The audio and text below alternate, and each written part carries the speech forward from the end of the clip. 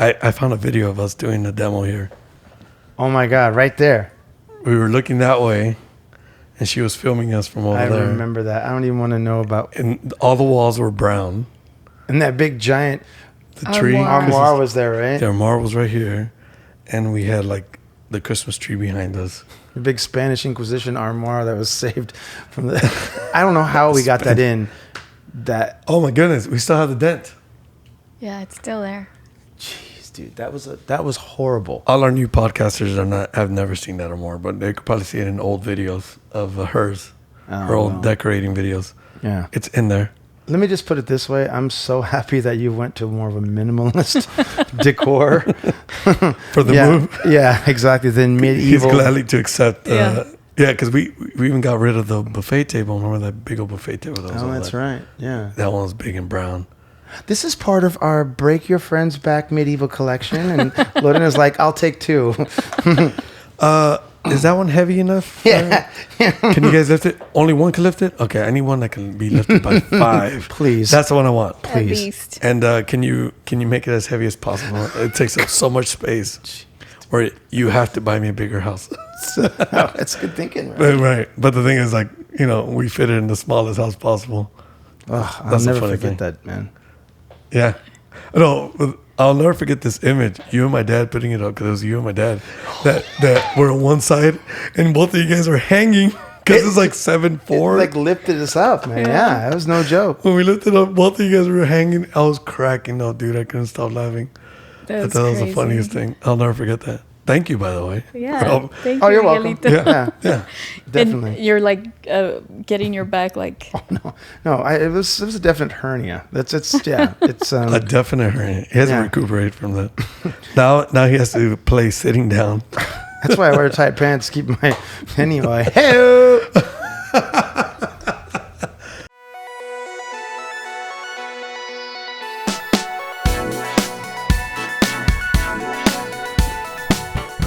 Welcome.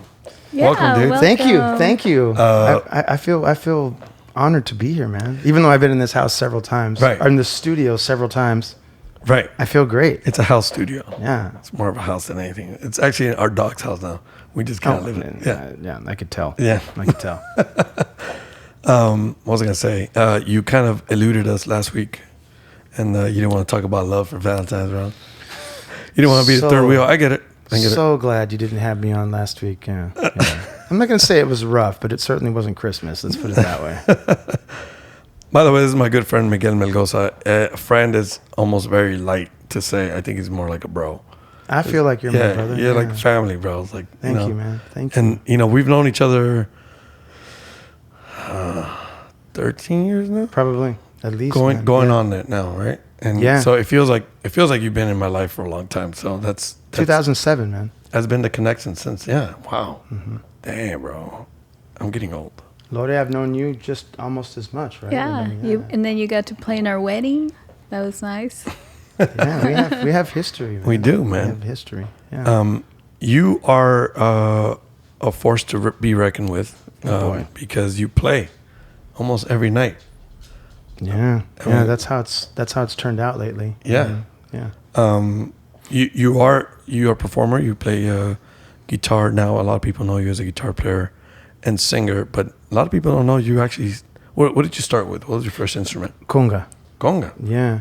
Or, to be honest, it was like a 5-gallon blue drum. Those ones are not blue drum, but like a water container, because like my mom wasn't going to buy me something that she didn't think I would use.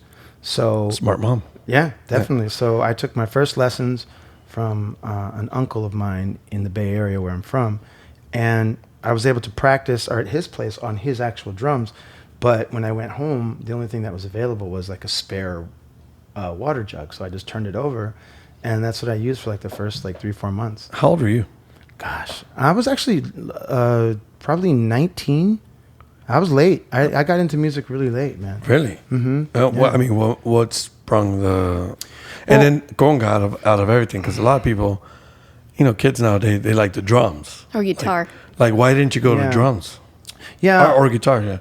Yeah, well, guitar was definitely, I come from the Bay Area, so Santana was like probably my first love affair, I would say, with music. you know, being that we're from there, that stuff was always around, and there's always a heavy percussion instrument or influence in that music. Yeah.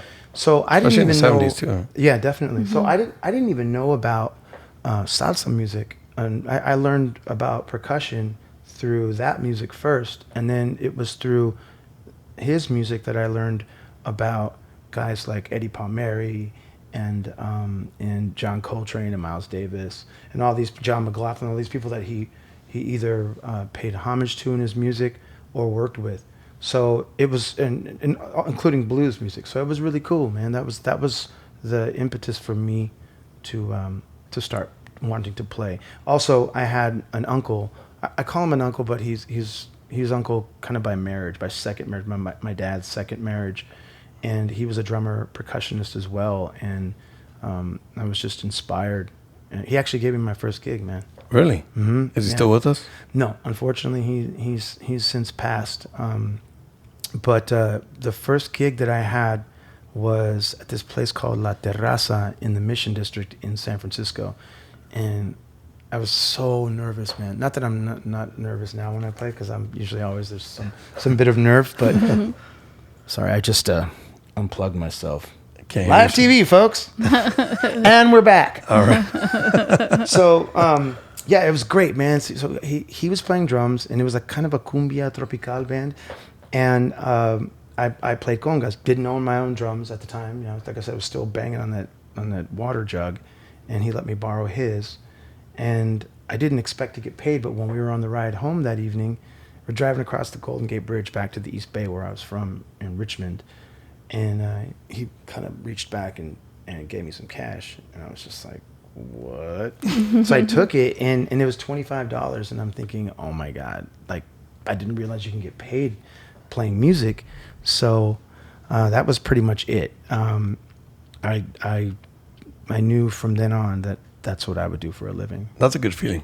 It's a wonderful feeling, yeah. I mean, and there kind of was the birth of a good 15 years of struggle and strife. And, you know, I certainly didn't make a lot of money playing music in those days. You're not a stranger to that kind of struggle, though, and taking on a task like that. No. No. And that's like one of the things I like about you. You'll take it and you'll grab it by the horns and see how it is, especially when it comes to music. You know. But prior to that, did you have some kind of? Were you like, oh, I have some rhythm, or was it your uncle that kind of noticed it on you, or? No, I knew that was what I would focus in on. There's also this record that Branford Marsalis did in either the late 80s or early 90s called Crazy People Music. And there was like a lot of, they're from New Orleans, so there's a lot of like interesting percussive aspects to the way that they approach jazz music. And I was just mesmerized by all the different sounds that the drum kit made, but not in the boom, boom kind of thing. There was all these, he used a lot of side stick, whoever was on drums, and I don't remember who was on that record. Yeah. But I was transfixed by how many voices were coming out of that instrument as opposed to just the kick and the snare. The straight like backbeat or whatever. Yeah. So it was that kind of thing really turned me on about music, and it also. This is before you playing the blue gallon. Mm-hmm. Really. Yeah. So you were paying attention to details. Oh, you had to. Yeah, definitely. There were certain things that called to me, and which was great because I'm one of those people that maybe everybody does this, but when you find something that you love, you just dive way into it. Mm-hmm. Yeah. And the cool thing about it is at that point I would be focusing on the drums, and so I had the opportunity to fall in love with one song like 2 or 3 different times because of what I chose to listen to in that tune. And later on, that kind of stuff really like helped me in terms of like writing my own tunes and really asking a song what it requires as opposed to what I think it should have, kind of thing. Well, at 19, were you even thinking about writing a song? No, never. No? Were your parents musical? No. Well, my dad had a beautiful voice. Still, he's still with us, and I don't know. I haven't heard him sing in a while, but I would love to hear him sing in the truck, like when we were driving around. Yeah. And it was usually like 70s outlaw country, or oldies, and I was just like, wow, like because my dad was kind of a distant. He wasn't certainly emotionally like available to us. And he also wasn't a big disciplinarian. That fell on my mom. Like my dad kind of liked to always be the nice guy, but he never really showed that much emotion. And whenever I heard him sing, it was like eye opening. Like, wow, who is this dude? But I didn't have that kind of relationship with him to ask him, like, hey, I like when you do that, or can you do that more, or what's going on? Why are you expressing yourself like that?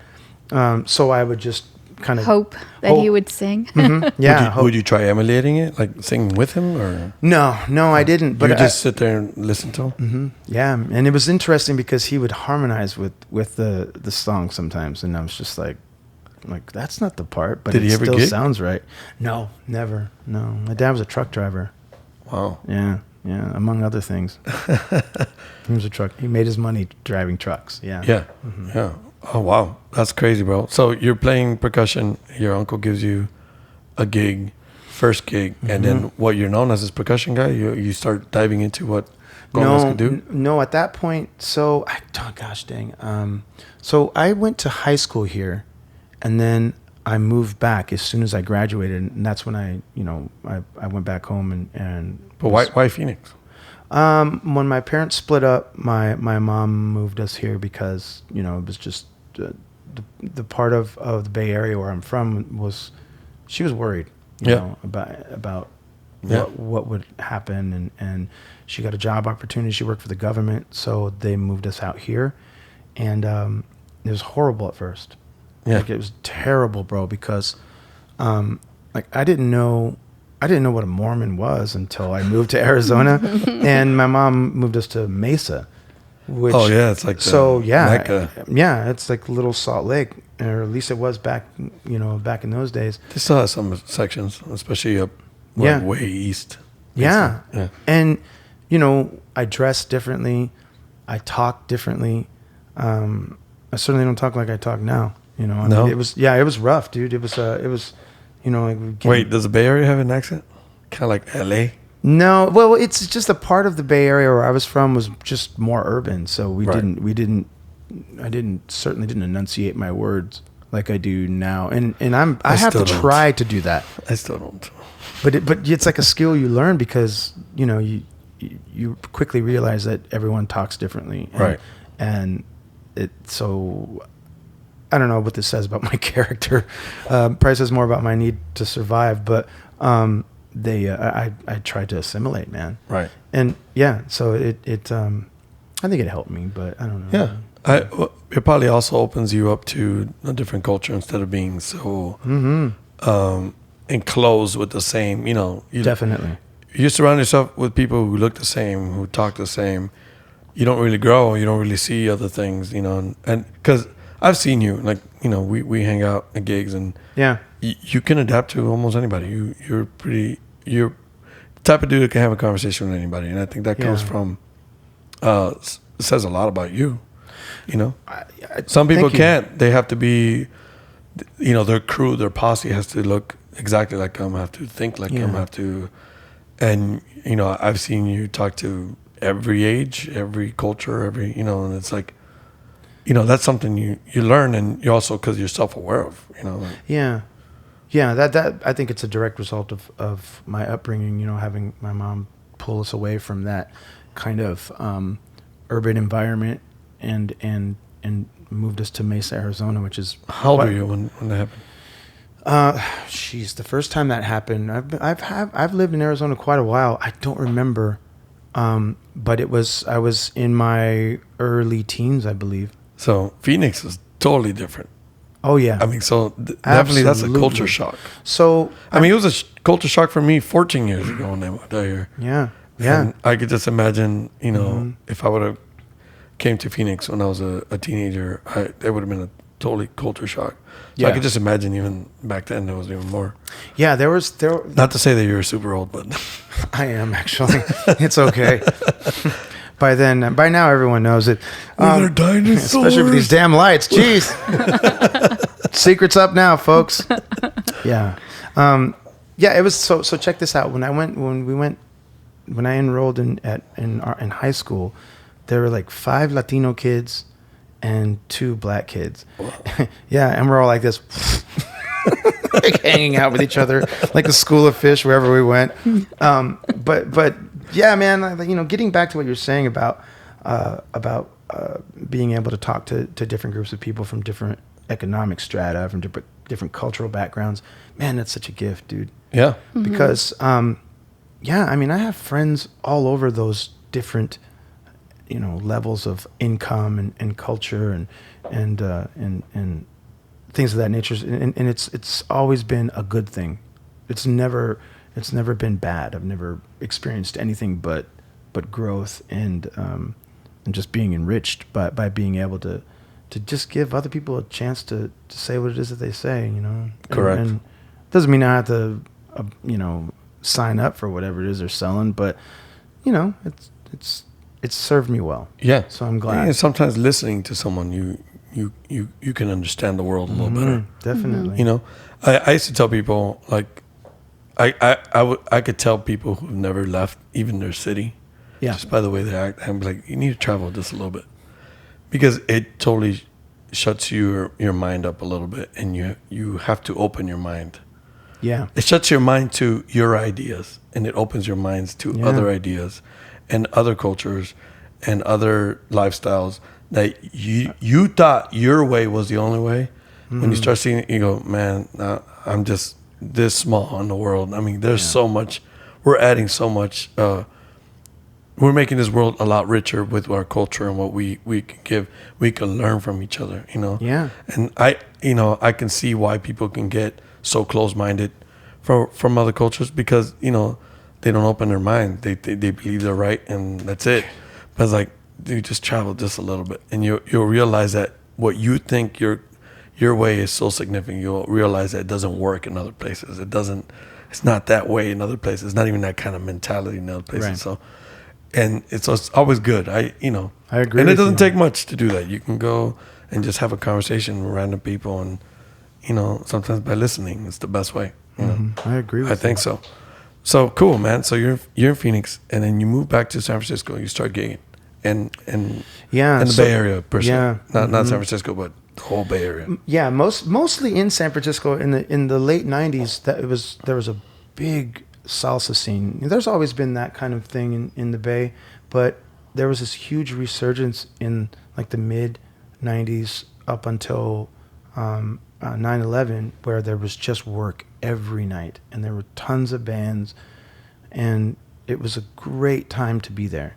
So yeah, I spent a good 4 years kind of getting my butt kicked around on the scene, because I had also, prior to that, I had played with a few bands on the so-called taco circuit out here, but it wasn't like a real like heavy salsa kind of thing. It was more like if you're gonna, for every cumbia you play, you're also gonna do like a Rick James tune or an Earth, Wind and Fire song, or you know what I mean. Now, can you explain to our listeners, cumbia isn't salsa? What's the difference? It's all salsa. Yeah, I mean, depending on what kind of chips you have, it is. Yeah, so yeah, I'm certainly not a foremost expert on where each rhythm comes from, but from my understanding, it's an Afro-Colombian tradition. The cumbia is, yeah. So it's just kind of like developed through as it comes up to the States, because everyone has, like, Peru has their version. Yeah, absolutely. And then you keep going up, and then Central America has their version. It's beautiful, man. You pass through El Salvador and Cuba. Pupusa version. Pupusa version. Diseñaron. Maronazo. And then, Mexico, and then even Texas. Yeah, exactly, man. Yeah, I love that about music. Yeah, it's kind of cool. So you're playing in the Bay Area, and you're doing all these gigs. How do you get to the kit? Because when I met you, you were playing kit. Yeah, well, drum kit. Going back to to my uncle, he didn't play music for a living.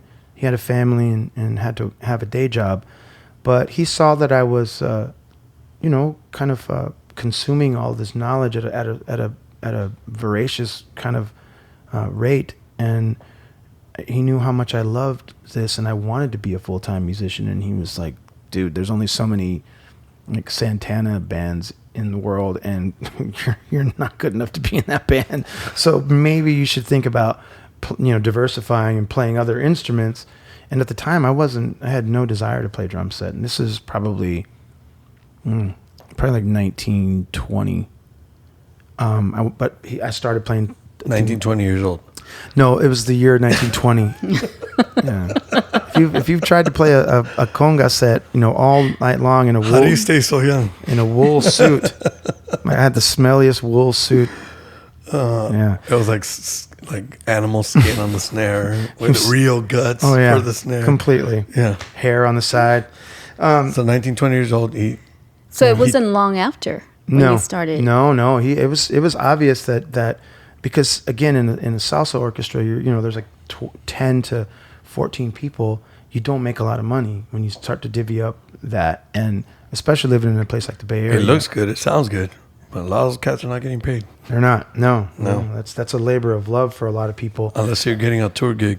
Yeah, and again, he's just like, there's only so many of those openings. So, But the first thing was, because I already played congas and bongo, which are both, essentially hand instruments. Wait, congas aren't bongos? Just in case you didn't catch that, bongo is bongos. Yes, sorry. Yeah, no, because I get a lot of people. I know how to play bongos. They do.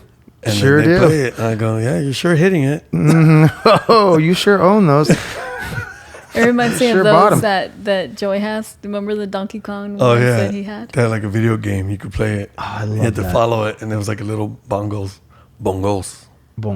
Yeah. Anyways, yeah. So but a lot of people, they like to play, and they do like drum beats on the doom, ding, doom, doom, doom, ding. I was like, oh, wow. But that can be valid too, man. Somewhere a percussion is crying. I know. Oh, my God. I like how nice you are. That could be valid too. It can be. That could be acceptable. How about when they play with sticks? I actually, I swear I'm not going to try and be like your counterpoint for this whole podcast. But I'm trying to push buttons. But Roberto Roena played the baddest like stick on bongo solo. That's like a thing, or it was. You don't see it too often, but that was it's a different sound. It's gotta be tasty. It's essentially playing timbales on a little set of bongo. Right. But yeah, it's loud enough. They're loud enough with hands. I prefer not to hear them with sticks. Yeah. Especially at my age. 1920, All right. So you start playing drums. Yeah. What was your first influence as a drummer? Gosh, that's a really good question. So I started getting into like late 90s. I started getting into like Afro-Cuban salsa, which did use a lot of drum set and. That's not an easy thing to play. No, God, no, man. It was such a daunting. You went to the hardest genre. Yeah, it was rough, man. Everybody else is doing. Yeah. So you're doing like syncopated rhythms and 6/8. Well, it didn't happen right away. That's for darn sure. Yeah, but it was fun, and so I kind of had to deconstruct what I learned playing Latin jazz and salsa music to, in turn, play like just regular pop, like pocket stuff. Yeah. And I was kind of a hard learner when it came to that because there's so many things to do when you're playing Latin music, and there's really not a whole lot that you have to do to be musical when you're just playing pocket. And I'm sure I just drove enough people crazy to fill half a stadium in the beginning because I was just too busy. Wow. Yeah. That's a hard thing to transition, I think. Yeah, definitely, man. But it's an interesting approach. When I met you, you had a different approach to drums. I've seen your drumming like change. Yeah. And in a good way, in a positive way. It's like, I've seen you grow and how you approach it. But I remember I was watching you with your trio, and I was like, man, he's playing like timbal parts with some like, counter parts and then some backbeat. Yeah. Yeah. It would be like a mixture of what a timbalero would be doing if it was doing like some kind of cascara, and then maybe like, bell, and a mixture of that with drums, and then on top of that you were singing. So we haven't even gotten to the singing part, but I thought that was like I still haven't seen anybody in town play like the way you play it, because I mean that background, that the approach of the music, I think it's what influenced that. Definitely. And you probably won't see anyone play like that, because I didn't know what the hell I was doing.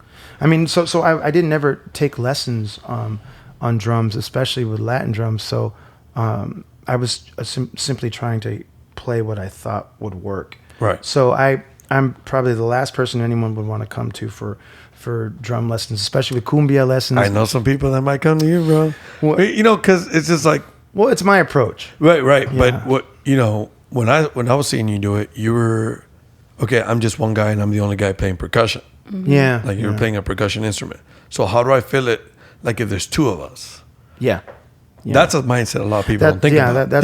They'll think about just the drum part and that's it, but they don't think about sonically where it's lying. Mm-hmm. It's like, especially for the music, especially playing Latin music, where do I feel it? So it doesn't feel like I need a conguero, and it doesn't feel like I need a timbalero. Yeah. And I'm still doing all the elements, at least the accents or the important parts. Yeah. And you were approaching it like that. Yeah, it was a distillation of all those things. Yeah. Where not a lot of drummers do that, bro. Oh. I'm telling you. I'm gonna walk out of here feeling good about myself if you're not careful. Here's a YouTube recommendation for you, bro. You should do like some kind of lesson or something like that. I'm telling you, because people look it up. Yeah, that's true. I didn't think about that. And nobody knows. Like, just to break it up, how can I approach this music, especially playing salsa? Yeah. And if I'm the only one guy, there's no conguero, nothing. I'm the only guy, and I'm on kit. Mm-hmm. Like, where do I go from there? Like, what would be the best thing? Yeah. To accentuate and bring out so that it can feel still like salsa.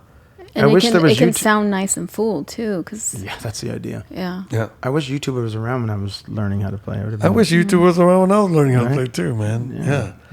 It's a nice tool now. Absolutely, man. That's why I'm seeing like all these young kids, man. They're just blowing, bro. Like they're just on fire. I'm just like, they have so much stuff, because before you had to listen to it, right? Yeah. You listen to a record, but you had no idea how they were doing it. Like, okay, I know what they're playing in a sense, but it's like, how are they doing that technique? Yeah. Unless you went to a show. And most of the time, your parents didn't have money for every show or to see, right. Or they didn't even have any idea that certain artist was going to be at a club, and let alone they weren't going to take you. Right. Unless your parents were these musicians and they had the hook up, and they would take you to go see a club musician, and then you're seeing the technique firsthand. Yeah. Or you're surrounded by these pros and you're seeing the technique firsthand. But other than that, you had to guess. Yeah, and that's pretty much what I did. Really, man. Right. Yeah. And I mean, that's been my approach to music too. I had to guess to see what they were doing just by listening. And sometimes the mix was horrible. And you're playing it over and over, and I'm like, I don't understand like exactly the phrasing. You know what I'm saying? Yeah. Because the mix was terrible. And so YouTube is nice, because now you're seeing all these guys you've never seen before. You can just in the comfort of your home and just kind of like keep playing that video. Yeah, man. That's what these kids do now, man. What a beautiful tool. Absolutely. I think we're in a great era. Yeah. I think the state of growth has in terms of just musical development has increased exponentially because of YouTube, because of the ease in which we can share information now. Yeah. Well, there you go, bro. That's information you can start sharing. No excuse. By the way, he's a dancer too. We'll talk about that. Oh, it's amazing. It's amazing. So you're playing kit, you're playing percussion, you're still in the Bay Area. When do you come to Phoenix? After 9/11, there are a lot of the clubs, not a lot, but a fair enough of amount of the clubs just closed down. And people didn't come out for a minute. So, everyone was shaken up, obviously. And even though it happened on the other coast, I remember like driving across the Bay Bridge, the East Span that's no longer there. And I happened to have a gig, and this was the week after. And it was just so ominous to see that part of the bridge, that section of the bridge, right as you're getting onto it, essentially militarized. Like there was Humvees, and I don't know if they were anti-aircraft. I don't know what the terminology is, but they were, weapons of war that were set up right there as a show of force, and probably for practical purposes if something went down as well.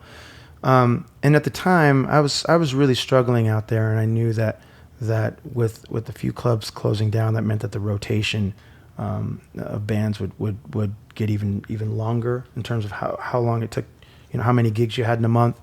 So I got offered a gig out here, playing in a kind of a Latin fusion kind of band. It played all kinds of different styles. Okay. And how many pieces? This was like a 5 or 6 piece band, I believe. And they hired me to play percussion. So I came out. How did they hear about you? You just had friendships? I had known them before, from living out here before. Okay. Yeah. So you kept in touch with definitely, Phoenix, yeah. Okay. And it pays happened. off to be friendly. Oh gosh, yeah, it does, man. Relationships are everything, man. For I mean, not real. just for what they can do for you, but yeah, I mean, because of course. You never know. Mm-hmm. Yeah. Yeah. So that found me back here in 2002. I think it was April of 2002 that I came out here, and I stayed for all of 7 years. Towards the end of that, like the last year and a half, is when I met you guys. Yeah, that's right. Yeah. So you're playing percussion, playing drums. How did you get into singing? What made you jump to that? Well, I think I always sang in the car, and when I was a kid, like your dad? Heck yeah, man. I used to want to be a comedian when I was a kid, and like that was my thing. Like I wanted to. What? Yeah, but you know what? This is gonna be a totally different show. Instead of you singing a song at the end, I'm gonna do my tight Stand five. up. Oh, wow, you don't want to hear that.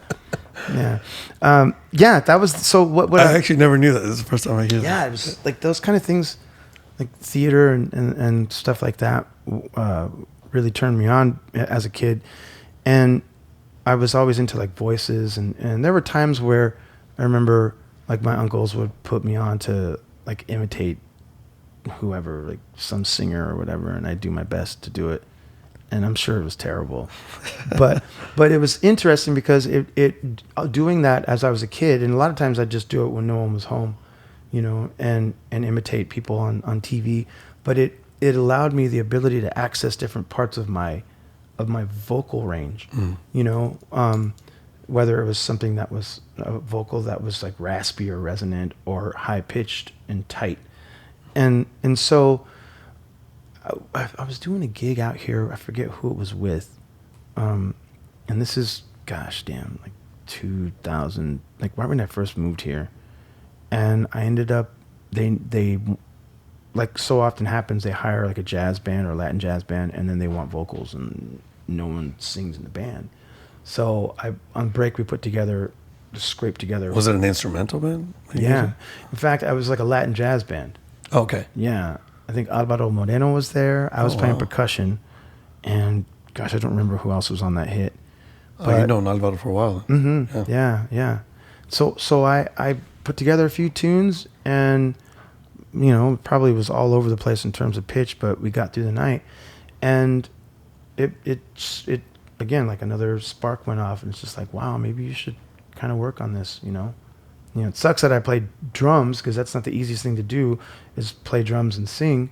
It would have made sense with maybe guitar or something, but that wasn't my situation at the time. So once again, there was not necessarily a reinvention, but the next evolution of what I needed to work on. And at the time I was still super hungry, and I loved practicing, and that was like, I had a really good work ethic, and I pretty much stayed in the shed for a good year working on being able to play those instruments, drums and percussion, and sing at the same time. Yeah, it's hard.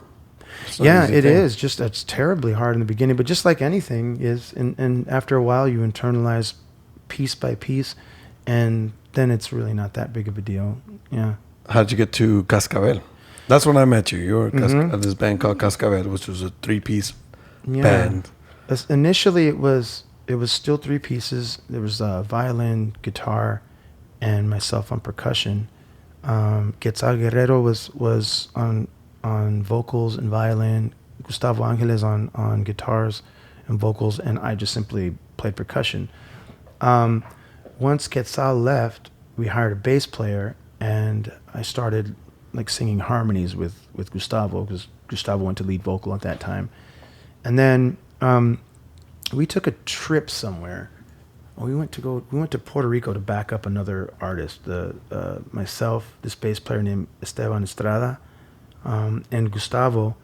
And when we came back, it was all mostly original music that we were playing with this dude. And we started to think like, wow, you know what? We should put a record together, man. And he already had a couple songs. I had already started dabbling in songwriting. When I moved out here, I started working for a publishing company that needed Spanish language music. So at the time I was writing just lyrics and melody, because I really knew maybe like 3 chords on guitar and I could barely play them. So that's kind of where that came from. But at that point, I started bringing my own songs to the table, which obviously required me to sing them myself. Right. You know, because initially I was thinking that someone else would sing them. Oh, okay. I didn't know that. Mm-hmm.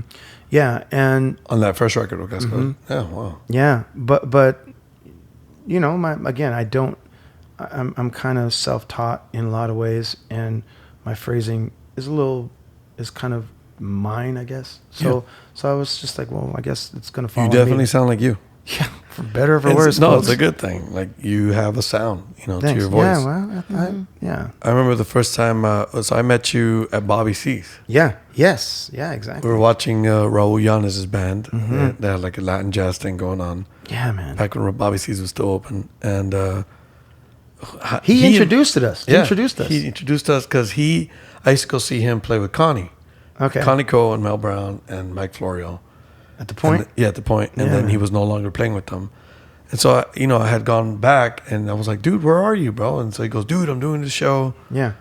I think it was like a Thursday or Tuesday. I forgot what night. He used to do like a steady, I think, or like a... Yeah, it was a steady. Yeah. And so he goes, come down. So I was able to come down from between my trips, and I came down. And I remember I met you and... Angel, or was it Gustavo was there for a bit, and I think you left, and then I forgot how it was, but you guys were there, and you guys started telling me you guys were back. I could only stay out so late back then. It's a whole other show. It's a whole different podcast. Ooh, that would have been for last week, bro.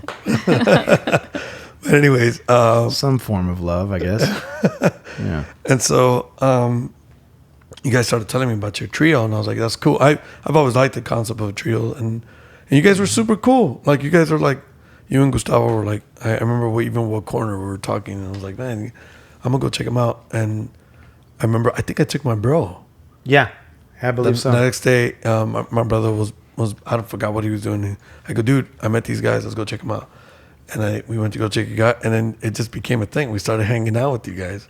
I mean, it really never stopped. No, it hasn't stopped. But, the one thing I was sitting there going, this dude's playing drums and singing, and the rhythms he's doing, and and the way you're singing, you would sing like you had a lot of rhythm in your voice, and even though it wasn't like you were able to separate the two. Your hands were doing one thing, and your voice is doing another thing, but you had a very percussive way of singing that's not very normal. And then I would hear you do an English tune, and you just had a style to your voice that I loved. I liked it. I remember a little bit after that, you guys were doing Padres for a while. You guys were there for a long time, right? Yeah, 4 or 5 years, I think. Yeah, it was a small little restaurant. That was a trip. You guys were doing like Thursday, Friday, Saturdays? Mostly Fridays, Saturdays, but we did do occasional Thursdays. Yeah. It was a small little restaurant. Great place, man. And it was like, sometimes I laugh at people that complain about loud music because I'm like, man, there's some places, if you could go to spots, that spot would have been the ideal spot to be complaining about loud music, but people went for music. God, you're right. You guys were the reason to go watch music, and it was unapologetic. Like, you guys were, this is who we are, this is what we do, and you guys had the crowd going. I mean, our first date was watching you guys. I took her to Padres. you know, the first time we hung out, I brought her out here. The first thing we did, the first thing that night, we went to go see you guys play, you know, and introduce you guys. And it was just like, it was happening, right? It must have been love if you didn't just decide to run the other way once you saw his new friends. You know, it was love if she had me on the dance floor and I don't even dance, bro. I remember seeing that. I remember you telling me, dude. And like, what? I've asked you like 20 times and you never. Yeah, man. Yeah, but the dance floor was really small, really, really tight. It's because it wasn't a dance place. Yeah, it was like it's a restaurant. Yeah. It was like all those big like Mexican tiles that were all uneven. Yeah. Completely not conducive for people to dance, but people did, man. Yeah. No, and it was like right by the window, between the window and the bar. Remember, like Gustavo would have to play like with the you know, the headstock of his guitar facing outwards so people wouldn't hit his mic to, you know, I remember into his face. And Angel would like angle himself looking at you guys so you could have space because he didn't have space going the other way. Yeah, no, definitely not. And there's so many times where I'm playing drums and literally pushing someone up so that they didn't fall into the kit. Oh, wow. Yeah, it was nuts, man. No, it was a vibe, man. Because what was cool about what you guys were doing is, you know, I don't know what people have in their minds as far as what a Latino dance night, whatever. And this was definitely Latino, but you guys had everybody there. It wasn't just Latinos. Like it didn't feel secluded. Like it didn't feel like, oh, you know, I've gone to bars and I've gone to places where it's like we play Latin music and we do whatever, and it feels very Latino where like it's not even welcoming to anybody else. Right. And that wasn't that joint. That place was totally diverse. It was super diverse. Even people who didn't speak Spanish were there. Yeah. You know, like, and they were there dancing, having a good time, and they loved you guys' vibe. And I love that, man. That was such a cool time. Now that was around the time also that, you know, there was a divisive election going on as well, because those were the Bush years. That's right. And it was the first time that I realized that you know that Arizona was definitely different than where I came from. By that time, 2004, 2005, I'm pretty sure it was the Bush years. Of course it was. Yeah. There was the I forget the name of the bill that they were passing, but you could see that kind of that homegrown neoconservatism was really starting to come up, and in ways that were really being demonstrated kind of outwardly, and it was, you know, like this is what, you know, 15 years before what we see today, and so that bothered me, you know, because again, doing what we do for a living, we're able to meet people from all different walks of life, and I've never really had a problem with anyone. I mean, maybe I get a pass because of what I do, you know, singing songs or playing music, but I never had an issue with folks. And all of a sudden there were these tensions that were coming up. But the thing that was interesting about that bar is that there are a lot of people with you know, wealthy folks that would frequent that place. Yeah. People that spoke Spanish, people that didn't, and they at times were in their own pockets within that small place. You know, they didn't always intermingle, but on the dance floor they did. Yeah. So for you know, 4 minutes and however many seconds, people were literally vibing on the same frequency, and frequencies as it were, and that really resonated with me, and it didn't get lost on me that music is a powerful medium.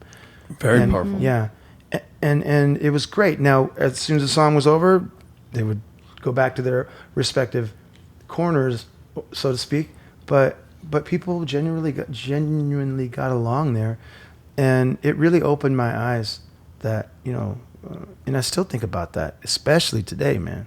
You know, that we're not all that different if we can just kind of let down our guard just enough. Yeah. You know, we don't have to lose anything in the process, but we also don't have to be so afraid, you know. I sometimes try to remind people about that, just in that moment. Like, especially when I have moments where we're like, dude, we're all in this one thing, and all we're doing is enjoying music. I go, let's not forget that we can just be kind to each other. Like, we can get along. Like, we can be in one room in the same place from different backgrounds and different cultures and be okay and not be at each other's throat. Like, we can actually enjoy something together in the same place. Like, why will we forget that after this moment? Like, why forget that can be a possibility? And, you know, and instead just be better humans, be more loving, be kind. And I try to remind that because, you know, it's a powerful thing. There's times I'm literally going to say that I can feel that. Just that unity for that, you know, what, 4 minutes, 5 minutes, whatever. You know, I can feel that unity and it feels nice. I'm like, if people would just remember that. Yeah. I mean, that's the beautiful thing of what we do, you know, music, that we bring people together and they don't even know they're coming together. They don't. You know, they think they're listening to something and they're there, you know, but you know, what's happening is that everyone's coming into like something beautiful and just like we're in a room together and we're okay with each other. That's a cool thing, man. I agree, man. Padres had a great feel. It's also a good memory for me because that's where I fell in love with this beautiful woman right here. We danced to the famous song that you and Gustavo wrote called it's called Mamita. I'm sorry. How could I? Cascabel is the band. Mamita is the name of the song that you wrote. Yeah, man, that was awesome. And during this time, you and I started talking, and you started talking about a record, and that's kind of how I really started getting to know you. Yeah. And you started coming to my house. We started producing your first record. And one of the things I was amazed by this dude is that he had all these songs written and you didn't play a lick of any chords for the songs. No. And I was sitting there with the keyboard, you know, trying to figure out, and you knew exactly what chord you didn't want played for a specific phrasing. And I'm just going there and go, this dude's ear, man. I was like, oh, wow. You know, because I remember the first song we did was from a first album, called Forever Times 2. That was like the test you did with me to see if we could continue. Yeah. And so I sat there, you know, I'm listening to you singing. I'm going, oh my God, there's like, okay, these changes. So I know the changes are supposed to happen because of the melody. And then when it was certain phrasing, you'd be like, no, since you couldn't tell me what chord you wanted. No, I couldn't. You knew what chord you didn't want. And I was just sitting there and go, dude, this dude is a trip. Like, this dude is a straight up trip. We did that record. That was probably funnest album I've ever been a part of. Just because it was just you and I hashing it out. I used to live in this house in the city that my parents owned, and they were living already in Maricopa. But my dad worked nearby, so during the week he would stay. Yeah. He'd come home from work like at 1 a.m. or 12 at night, whatever. And then we're still recording. Oh my God. And this guy's recording his bongos, his congas, his drum set, whatever. My dad's like in the other room, just chilling, being quiet. Because I had told him, I go, Dad, be quiet because we're recording. In his own house. What a good father you have, my dad is awesome. Anytime it's been about music, it's always been kind of cool. So, like, he was just like quiet. He's so tired. And I'm like banging on bells. Oh, man. God awful. And then we had to turn off the AC because it's like summertime already. Ooh. And we're soaked in sweat. We don't want the AC to be coming through the mics. So you started this cool tradition, man. I remember because we would do at least 3. It seemed like at least 2 or 3 late nights per week. Yeah. And like when I say late night, like 4 in the morning, you know, 4 or 5 in the morning. Yeah. 3, 4. Yep. 5, something like that. That was normal though. Yeah. So we'd take a break around, I don't know, midnight, 1 or 2, and we would drive down the street to Jack in the Box. Yeah. And yeah. And go watch Friends. Yes. So we would come home. Right. You remember that? Yeah. So we would come back to your place with our bag of. Oh, we were starving. Food. Yeah. And well, Miguel's a vegetarian, so what would you get? Oh God, I don't even remember. He would make it like a bun with cheese and like anything without meat. So like, yeah, that was rough, but I mean, I enjoyed it at the time. I'm sure it was just terrible for me. But I remember you would sit down and we'd get out the little dinner trays or whatever, and you're like, all right, bro, pick another. I didn't have a dinner table. No, there were the trays, right? Yeah, so I didn't have a dinner table. I didn't have sofas. My dad, I had one sofa and like by the wall that my dad had found like at a yard, like you know when people throw them in the yard. He goes, look what I found, and that's what I had. So I had a sofa, and then the tables, like the little dinner trays for us to sit. My God. But remember, how did you do it though? You would say, hey, pick a number from 1 to... I'd say 1 to 10. And then when you would say the number, I say 1 to 24. Because it was, each season? Episode is like 24 episodes. And then 1 to 10 was a season. Ah, man, that was so fun. I looked so forward to that. And we fell in love with Jennifer Aniston. Obviously, yeah. That hasn't changed for me. No, me neither. Have you seen The Morning Show? I have not. Oh, that's a good show. It's a good show. Good show. Jennifer Aniston is my girl. This is my girl, but Jennifer Aniston is my TV girl. Yeah. No, it's a good show. You got to. I think I told you about it. You did. Yeah. I need to check it out because I love Steve Carell too. I mean, those guys are great. Oh, Reese Witherspoon. Oh my goodness, she killed. Dude, that show was awesome, man. I like that show, man. And she's doing great again. Like, she's getting so many like recognitions and accolades after being outside of Limelight. So I feel happy for her. Like, I don't even know her. It's your girl, bro. You got to be happy. We're all celebrating and like. Yeah, she celebrates with me. We're like, hey, it's so cool to see. But those were fun times, bro. They were great times, man. Yeah. Really, really cool times. The only thing I had was studio gear and a bed, pretty much as furniture. Everything else was pretty empty. Yeah. Yeah, and empty bags of Jack in the Box from the night before. Yeah, you used to leave your gear, your timbales, your drum set. I remember. Oh my God. You were just new with the Yamaha kit that you had. The Absolute. That was stayed set up in your living room for a minute. We would try different snares and different stuff. That was cool. So fun. And through you and through that recording, I actually got to meet a good friend of mine, Ruben Galindo, who plays with me now at Talking Stick, part of my trio.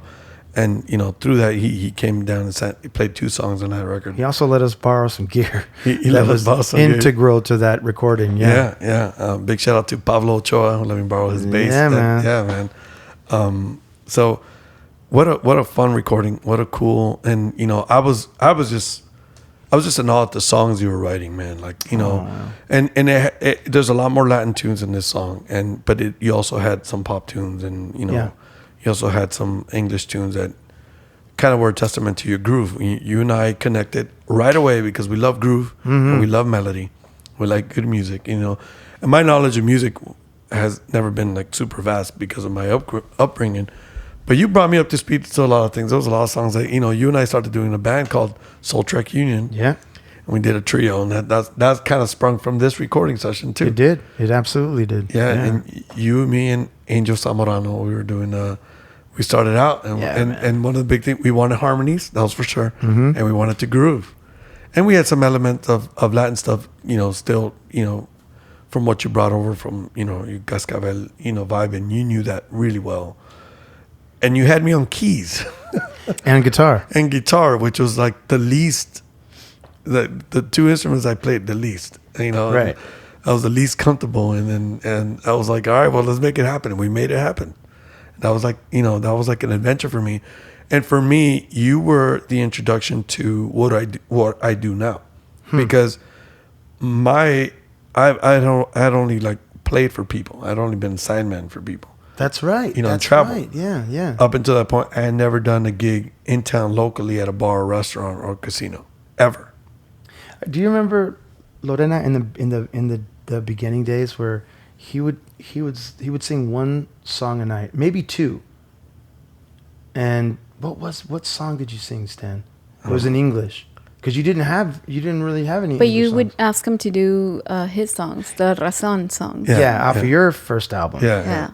But the English song might have been like "Message in the Bottle," maybe. Yeah. Was it Sting one or? No, I don't think it was that yet. You would sing that song, but I think you would do. I think you did "Ain't No Sunshine" or something. Oh, "Ain't No Sunshine," yeah. No, yeah, and the other one from. But the point is you didn't sing in English. No, and that's essentially all you do now, right? I mean, for the most part, when you're you helped me with the dictation because that was you'd be like instead of Fields of Gold. That's the one. Fields of Gold. Yes. Fields of Gold. Sting. I knew it had to be Sting. Of course. That was so. I remember you helped me a lot with that because the record I did. I had just done it prior to meeting you, and I love that. And album, everything I was involved, all the music, all the traveling, it was all Spanish music.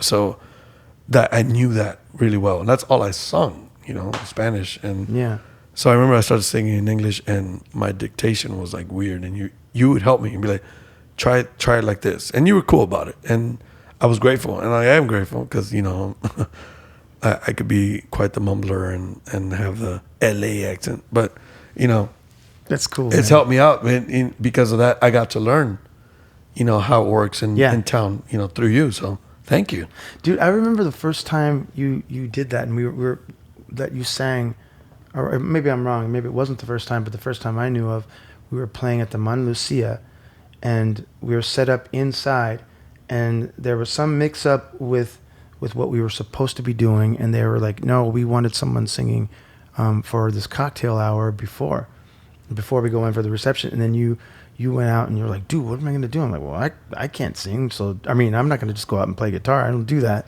Yeah. So you sang a few of the songs that I sang in the trio. Yeah. And you did great. Yeah, because I had never done it by myself. Like, that wasn't a thing yet. Yeah. I would always just back you up and we do the harmonies and we had it all set up. But that was amazing. That's true. I forgot about that. Yeah, yeah. Who were we playing with? Rodney. Yes. Rodney. Yes, that's right. Dude, you have a good memory, man. Yeah. Sometimes I remember the stupidest things, bro. The dumbest things. But I'm glad it's helping me right now. Keep telling me I have a good memory. I like that. Anyways. It's great, man. Yeah. That's cool, man. That's cool history. And then there was a period of our time we stopped doing the trio. I went on tour and you left. Yeah. Now, coming to full circle, because you mentioned earlier about your uncle saying, you're not going to be good enough to play in the Santana band. This time when you left to San Francisco, you went to prove something for yourself. Probably. Yeah. Yeah. And I think you got it. I think you went and proved it to yourself. I'd like to think that I did. I think you did. Yeah, I mean, because you went determined. Yeah. I missed playing Latin music on that level, and also like I was mentioning before, like the political atmosphere here just seemed really uncomfortable for me, and the economy had tanked, so things were rough, and I'm like, you and I were doing like duo gigs. They didn't hire like trios anymore. No, it was rough. It was hard and right. And that was really the beginning of not to get sidetracked here, but as the drummer, if there were at least 2 different occasions where they lost their budget and they're just like, sorry, dude, the bass player's gonna grab an acoustic, and there'll just be 2 acoustic guitars. They're gonna bring it down to a duo. So the drums or the percussion is the first thing to go. And I just knew that I didn't want to get caught like that again. So when I moved at the end of 2010, when I moved back to the Bay Area, there were a lot of things in my head. It was I certainly was abusing enough substances to kill a horse probably back then. A Shetland pony, like a little horse like that, little tiny baby horse, little baby horse. Yeah, but I wasn't being kind to myself. I mean, I've always been too vain to take it too far and not wake up and at least do something, somewhat healthy the next day. But yeah, I needed to be away from those, not influences, but away from the ability to fall in that. Yeah, be unkind to myself. And because you knew all the tricks, you knew the people, you knew. Yeah. I just knew I needed to separate myself. And I knew I needed to if I was going to play at any kind of high level again in terms of Latin music, because I'd been away from it for so long, and there a lot of people that don't live in Arizona don't understand that there's not really that big of a Latin music scene. There's a big regional Mexican scene, but if outside of that, there's not much salsa music or Latin jazz at a certain level. So when I left those 7 years, in a big city, those people are constantly, refining each other by pushing each other to, you're from LA, man, to be better. So, just because I got off that train didn't mean it stopped. That thing kept going, and people got better and better, and I lost a lot because towards the end, the last couple of years I was here, I wasn't doing a whole lot of Latin music, and I was singing from behind the kit, but it was like, pocket stuff. Yeah. And I simply wasn't ready for what it was that I wanted to accomplish there. And thankfully, it all turned out for the better. But it was rough going for a while. No, I mean, California's different lifestyle. Yeah. And especially the cost of living. Well, I figured if I'm going to struggle out here, if I'm going to struggle, I'd rather be back home. Gotcha. No. And at that time, I felt like wow, I spent the greater part of my life at that point, of my adult life, dedicated to this craft of Afro-Cuban percussion and Afro-Latin percussion, and I really didn't even do it anymore. And I didn't feel like I was done with that yet. So I moved back and threw myself back into not only that scene, but to abject poverty as well. That's taking it too far. I wasn't impoverished, but I had gotten used to a certain bit of lifestyle out here because it's cheaper.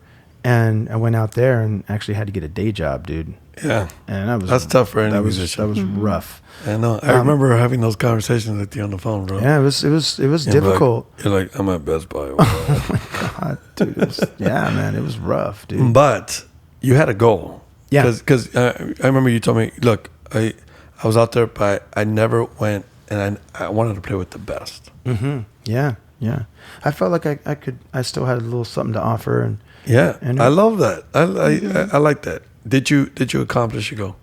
I think I did. Did you play with some of the best falsettos in the Bay Area? Oh, absolutely. I was lucky. I was fortunate that I was given the opportunity to rub elbows with my heroes. And especially there in the Bay Area. I mean, obviously I have other musical inspirations, but as far as everyone that I wanted to play with out there, I got to do that. That's beautiful, man. Yeah, that's great. And because you look up to them, and then you're like, one day I want to be peers with them.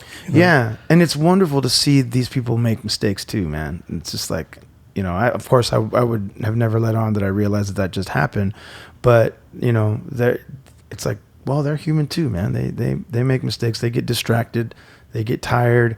And maybe they didn't spend as much time maybe they didn't have as much time to spend on the tunes as I did because they're super busy and a myriad of reasons why, right. But they make mistakes too, man. And it's like, I wonder if like at a different level, a level of like, beginner, had you noticed those things as to like now you're, no, yeah, taking probably your skills not. Yeah. It's a good point. So it's a good way, like, because now you're seeing them, you're seeing every little detail and you're hearing every part. That's kind of cool, man. I was excited for you, man. I mean, I missed you. Yeah, I missed you like crazy. Too. You used to come out here, and I remember I was on tour. I was starting to tour heavy again. Yeah, I remember that. But the few moments that you'd be like, "Hey, I'm going to be here," and I would be here, like during Christmas or whatever, and we would play together. It was like, man, it's still there. It's like we never left. It's still there. Yeah, it was a beautiful thing, man. I missed that. I was like, man, I miss this dude, bro. Yeah, and you were the one that really kind of made me think about coming back, because at first it was like, nope. I realized when I went out there, my first thought was, wow, that was a mistake. Like, you're going to really suffer out here financially. This is going to be difficult, and on top of all that, like, your musical chops have diminished while you're out in Phoenix. So it was a tough road uphill, but there was no way I was going to leave inside of 3 years, because right. I didn't want to go back like that. Was it 3 years that you were there? I was almost there 4 years. Wow. Yeah, but it was just as long as I was on tour. Mm-hmm. Yeah, after I was there. It was about the 3-year point that I realized, okay, I could continue to do this, but at a certain point, the scene had started to change also, and even to this day, it's not like it was in the late '90s. Like, it's most of my friends that work out there, with the exception of like the marquee names that from world touring bands, they all either have day jobs or they their spouse makes enough money to kind of offset what they don't make, and or they just work themselves to death, or right. 2-3 roommates, and I don't want to make it sound like I wish that I could have stayed there, but living in Arizona will change you, or living in a place where there's aren't sharks swimming around everywhere, and you have a little more elbow room. There's less traffic. The cost of living is lower. When I went back, things that didn't bother me before bothered me. Yeah. I would complain about things, and my friends were like, "Dude, you're tripping, man. It's always been this way." I'm like, "No, I swear it's worse." Yeah, but it was eye opening, and I realized that perhaps I had changed a bit. And, well, you have a lot to say to even the younger generation of musicians that want to accomplish that. I feel it's always good to get that out of the way sometimes. Oh yeah. Do you know what I'm saying? Like, I always encourage it. Right, because it does sharpen your skills. It sharpens you when you play with people who are at just a different level musically, and this could be to anything, any skill level you have. You're a chef or whatever. Yeah. Like, surround yourself with people who are going to sharpen you, and then after that you can reconsider where you can go. With this new knowledge that you have. So because I feel like you came back peacefully. Like, it wasn't like this thing like, oh, I want to go back. What, like when you bring somebody kicking and screaming and they're scratching and they're like they're here, but they're never here. Like, their mind's never here because there's always that thing. What if? And I feel like you got that what if out of the way. Yeah, that was helpful for me. Because now you go back. I mean, you go back and it's like, cool, and you come back home. You know what I'm saying? Yeah, it was. I'm so glad that I did it. As difficult as that was. I'm glad because it set a lot of things in balance and it answered a lot of questions and gave me, I won't say, complete peace, but certainly in that sense of my life, it answered a lot for me, and I don't long for to be out there. I'm not searching for that kind of thing anymore. So I'm happy where I'm at. Well, see, so I know a lot of musicians that will stay in a place, they're uncomfortable, they're not. Oh yeah. But they're not doing anything about it. Like, they're not reaching goals. They're not trying to get that what if out of their mind. I go, you're there, but just to say that you live there is like, just because you want to say that you have that zip code, but you're not doing anything about it, makes no sense to me. And, no. You know what I'm saying? Like, and it's expensive too. Yeah, so it is expensive. Yeah. I think if you go like that with that in mind, and you accomplish your goal, I think it's worth it. The grind is worth it. The 9-to-5 job is worth it. Even if you don't like it, even if you're at Guitar Center and you're telling them where to go to get cheaper stuff. I'm the worst salesman you'll ever find, man. But I'm honest, Miguel man. tried to be a Guitar Center, and he was telling people where he can get it cheaper instead of Guitar Center. Yeah. Or I'm like, nah, dude, you don't need that. Here's how you do it, blah, blah, blah. You can use stuff you already have at your house. That's the way I did it. Miguel. Yeah, that lasted like 2 weeks, I think, and I got fired. I love that story because that's a musician, bro.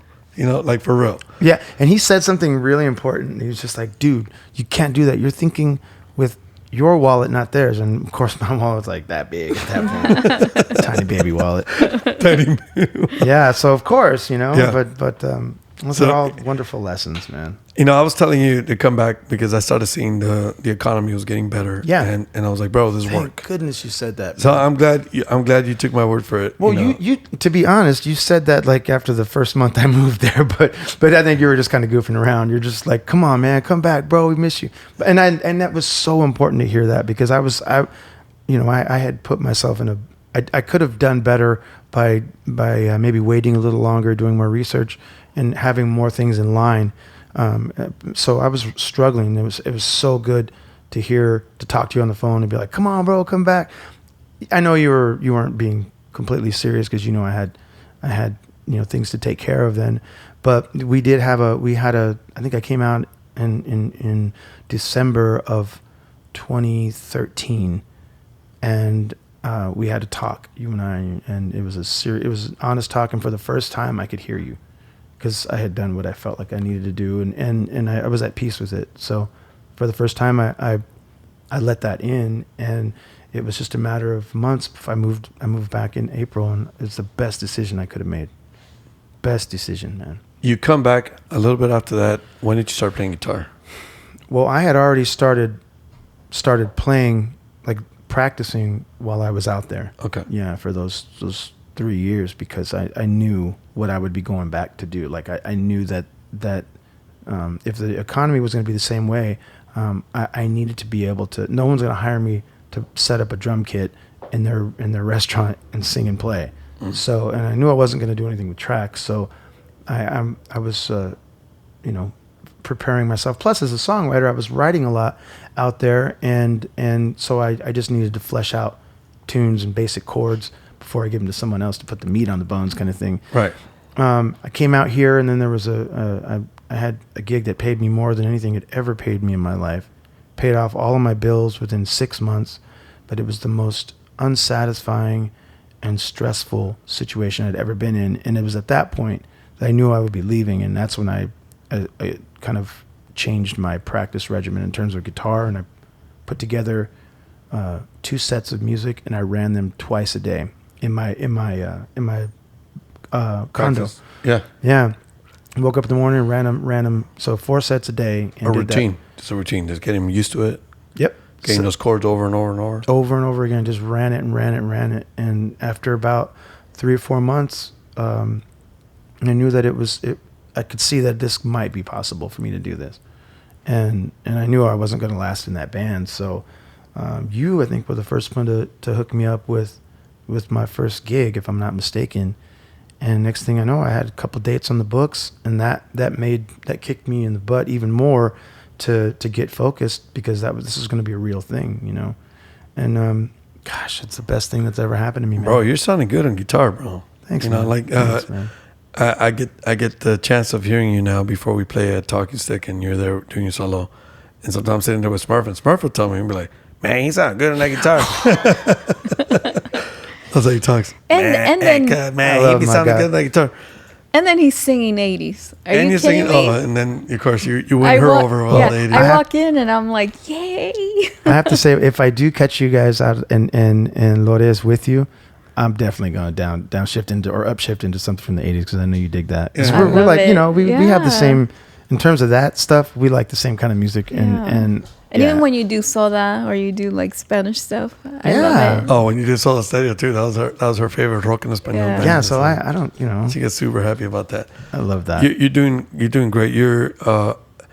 I get proud of you, man. Thank you, Stan. Like, I know you're older than me, but I get proud of you thanks, like man. a little bro sometimes. And not to put you down or nothing, just to say because I've seen the growth. Like, I remember that session when you as a drummer, even playing with a click, that was rough. To what you're doing now, and even how you play drums, and even how you approach it, and I haven't heard you play congas in a while, but when I do, honestly, everybody loves it, and I love listening to you, because I don't get to hear it much anymore, and people go, why do you go? I go, I'm telling you, man, just the way you, because I love the way you play percussion, man. There's just not a lot of people that play it like you. And this album, you have an album called Fordham Road. Mm-hmm. This is your second album. It's a great record, dude. Thanks, dude. Mm-hmm. Thank you. I love this record because you took it upon yourself as a producer. You started producing this record. You had the vision for this record. You wrote the songs, and you wrote out the chords for the songs. You play acoustic guitar, most of them. I mean, you do drums. Yeah. Do you do electric on them? No, I know electric. No, just there's like probably 3 or 4 songs that have some acoustic on. Acoustic guitar. I mean, you had a creative vision for this. Can you tell me why Fordham Road? God, so I hope I'm not giving too much away by saying this, but a couple of these songs on this record don't really have a meaning. So I just kind of I came up with a random, melody like that always happens. And instead of having an idea of where the song was going to go, I would the first thing that popped into my head, I would write down. So, and instead of having an idea of where I wanted that song to go and what it was going to mean, I just kept singing that particular part over and over again until something else came in, but trying to stay out of the way of dictating it. Yeah. And in terms of Fordham Road, I needed something that had that many syllables, and I'm not sure what that song's about yet. I have a few things in my mind. There is in San Pablo. There's a Fordham it might be street, but it dead ends at a cemetery where a lot of my family is buried there in San Pablo. Wow. Yeah, so I've always liked that name, and it just simply had the right amount of syllables to fit that melody that I needed. Cool. That's actually cool. Yeah, there's a lot. I know a lot of guys that write like that. And yeah, me too. Yeah, so I think the first album I felt like I was more in control of like molding the songs because I knew what they were going to be about, as opposed to this one. I didn't really want to do that. I didn't want to give everything away, and wanted them to be a bit more opaque, so that I feel like you were deliberate with the sound with this one. Yeah, like you wanted to. I think for some people, now for me, it wasn't a surprise because knowing you personally and the kind of music you liked, this style was not like foreign. Right. Bless you, Linus.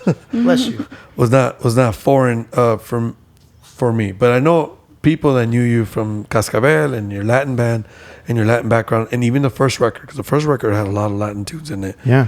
And you were deliberate on some political stances, and you were deliberate on some, just ideas that you had on there.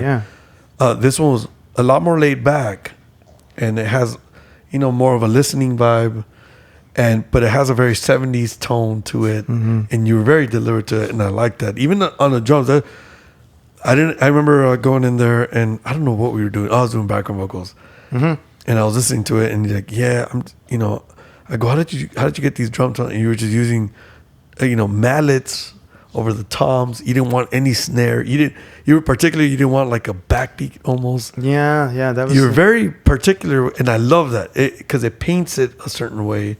There's a texture to the music, and a feel, and I feel like the whole thing is pretty cohesive and thank you. And it goes nice, man. What's your favorite record on there? What's your favorite song on the record?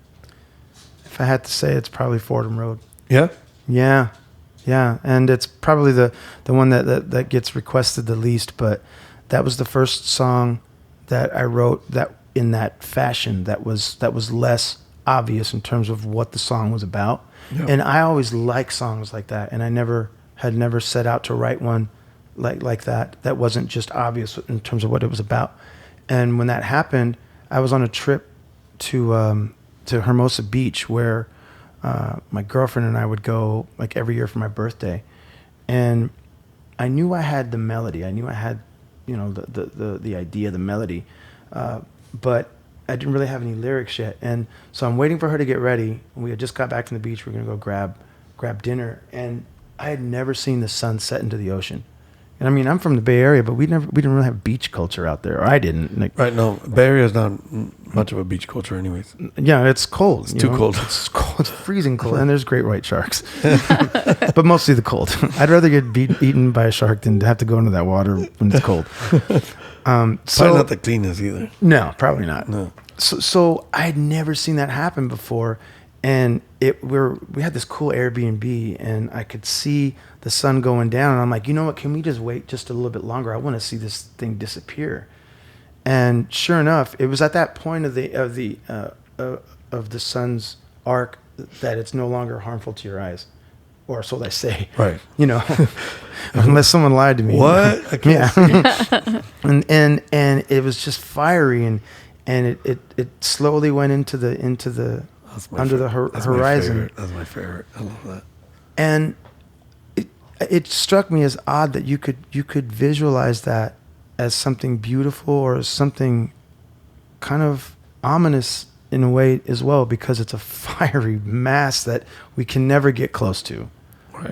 And so that's where the first lyric, that the angry sun is hanging low. It was a beautiful moment, but at the time, I guess I was looking at it in a different way, and so I looked at that as being, ominous or angry at that point. I feel like this record does have a tone of search. You're searching. Mm-hmm. Definitely. I still am. Almost crying out a little bit, maybe. Yeah. Mm-hmm. There is some sense. Is some of that personal, what you were going through at that time? Yeah, most definitely. Yeah. And a lot of the songs are some of them are kind of autobiographical, I guess, but then there are others that are kind of prayers, for lack of a better word. Yeah. Where I'm the character in the song, or even if it's myself, it's not a true reflection of what's going on in my life at that time, but I certainly would like it to be. But sometimes it for me, it's nice to be able to write about something that I would like to happen in the future, even though it's not there yet. And it makes you, when you're there, even if it's just singing the song and trying to, get into the lyrical content emotionally, it feels good. It feels good, even though if that's not the reality that I was living in at that time. It still felt good to sing about it. It didn't feel like a lie. I could kind of transport myself into whatever that lyrical content was and be that song at the moment. Right. Wow, man. So in the way you're almost singing something that you want your future to happen, in a sense. Yeah, that's exactly what. I should have just said that, and you wouldn't have to edit out the last 45 seconds of that. Either that or Linus walking all over the place here and just making sound. It's a good thing you're cute, Linus. Miguel, where can people reach you, man? You gotta check out Miguel Melgoza. Yeah. He's performing. This guy's sometimes performing like, you're a hardworking dude, bro. I don't know how to keep I used to give you all kinds of grief back then. I'm like, Stanley, Lorena, he can't do this. This is not sustainable and it's not healthy. And now I'm at least as bad as you, if not worse. But where can I find you? You can find Instagram is the best place. Miggy Mel Music is my handle on Instagram. I don't do Twitter or Facebook, but most Mondays I post my schedule, and I can be at any different places. There's 10 gigs I have this. No, not this week. Last week was 10 gigs. So it's a short week this week. I took Monday and Tuesday off, and this was a deliberate thing. So I'm getting better. Yeah. But best thing to do is to go to Miggy Mel Music on IG, and you can find me there. I post my schedule, or go to Spotify or iTunes Music. Cool. Miguel Melgoza. Melgoza. I keep telling him he should change it to Miggy Mel as your artist name. Yeah, I know. Because it was like Miguel Melgoza. Please do that. I love your name. I'm not trying to. I like it too. But I think Miggy Mel has a better ring to it. That's just me, though. I feel like. Let me know what you guys think. Yeah. Yeah. Maybe if I was some kind of comical, like, superhero that never got anything right and never solved any crimes, and generally you never solved crime, but why are you a superhero? No, and like generally when you go around you make things worse, then that would be my name. Oh, you just Miggy Mailed it.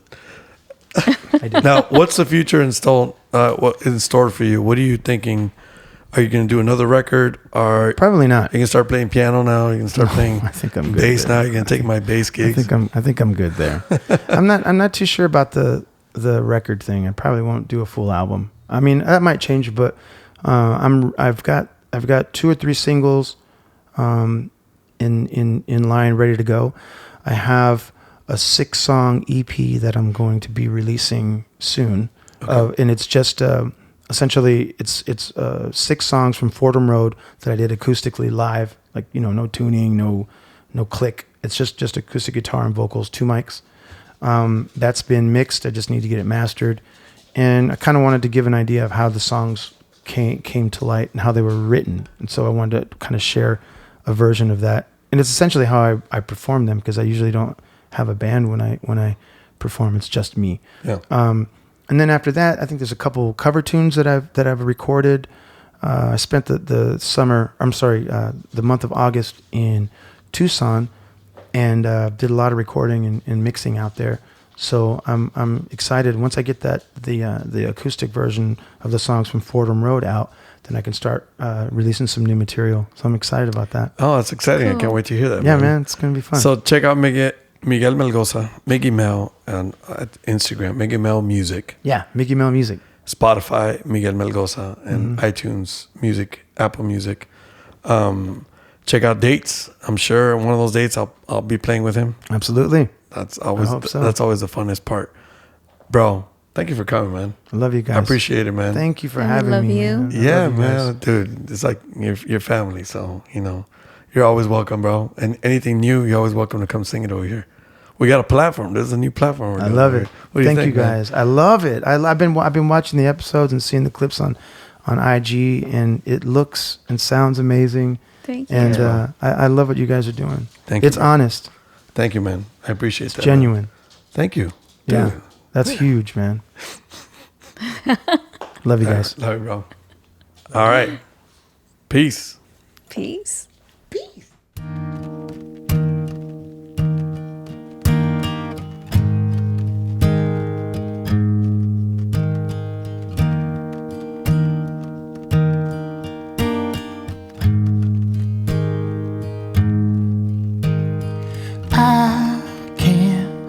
I've been awake since I laid down. How about you? I've been smiling since I dropped you off at 8. Now it's 2:15.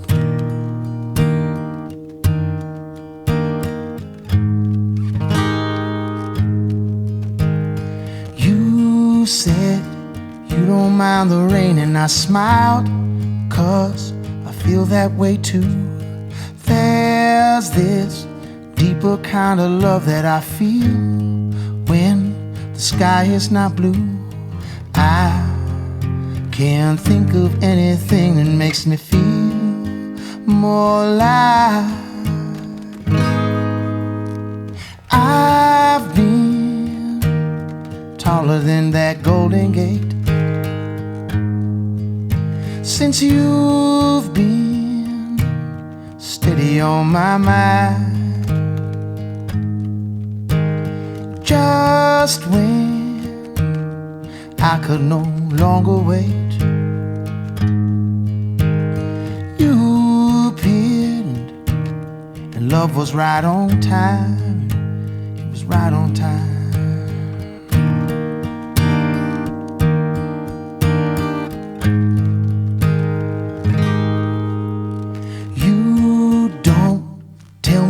I'm crazy when I lay down to look up at the sky. I feel closer to the point of all creation, and now I know why. I can't think of anything that makes me feel more alive. And I've been taller than that Golden Gate since you've been steady on my mind. Just when I could no longer wait,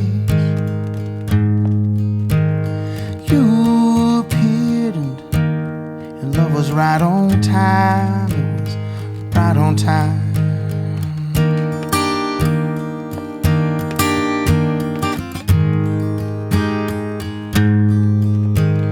Jade, I think we got something.